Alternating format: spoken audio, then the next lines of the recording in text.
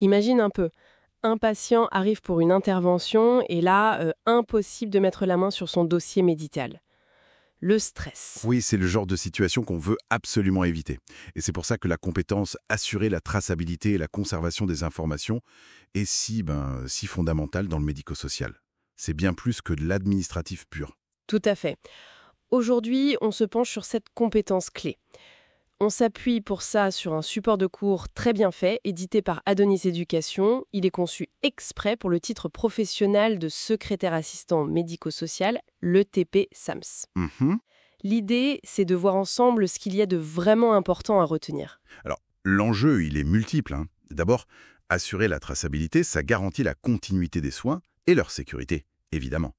Un médecin doit pouvoir accéder au bon dossier vite et bien.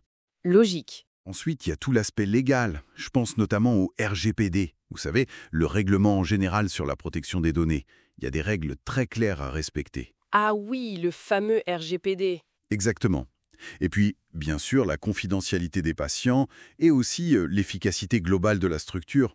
Un bon classement, un bon archivage, ça fluidifie tout. Et ce support de cours, il couvre tout ça? J'ai vu qu'il parlait de classement, d'archivage. Numérique aussi. Oui, il est assez complet. Il commence par les bases, pourquoi c'est vital de tracer l'info, puis il passe aux outils, comment on classe, comment on l'archive, à l'heure du numérique notamment.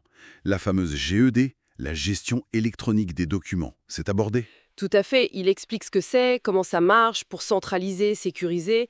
Il compare aussi l'archivage papier, le numérique, sans forcément dire que l'un est mieux que l'autre d'ailleurs. Ah, intéressant ça. Il nuance. Oui, il montre les avantages et inconvénients des deux. Les coûts cachés du papier, l'espace que ça prend, le temps pour chercher, mais aussi les défis du numérique, la sécurité, la formation nécessaire, etc. D'accord. Et puis, il y a toute la partie règles.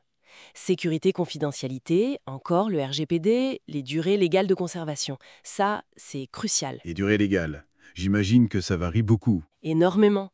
Selon le type de document, ce n'est pas la même chose. Le livre détaille ça et explique l'importance d'avoir un vrai plan de classement pour savoir quoi garder, combien de temps et quoi détruire en toute légalité. Et comment on met ça en pratique? Il y a des exemples concrets dans le livre? Oui, et c'est un gros point fort. Il y a des études de cas, par exemple, celle d'un cabinet médical qui décide de passer au zéro papier. On voit les difficultés, les solutions mises en place. Ça rend les choses très parlantes. Mhm.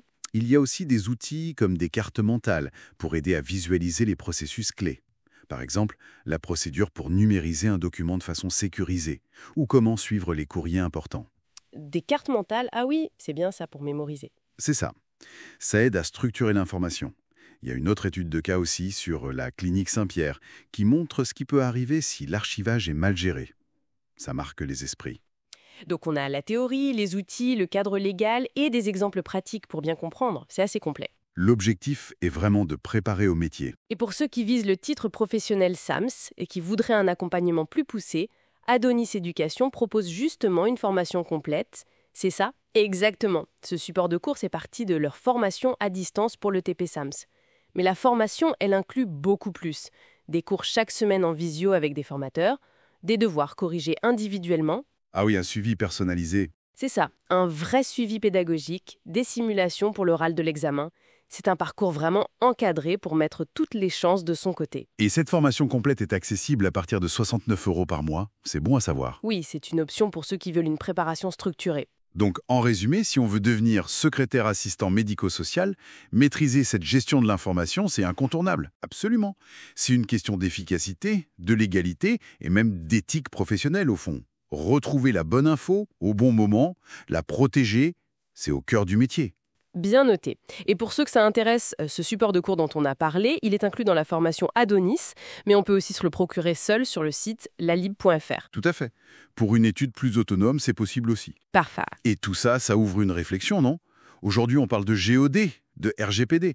Mais demain, avec l'intelligence artificielle qui arrive, les technologies qui évoluent si vite, comment est-ce que la gestion et la sécurisation de l'info dans le médico-social vont encore changer? Et surtout, quelles nouvelles compétences il faudra acquérir? Excellente question pour terminer. De quoi réfléchir pour l'avenir du métier.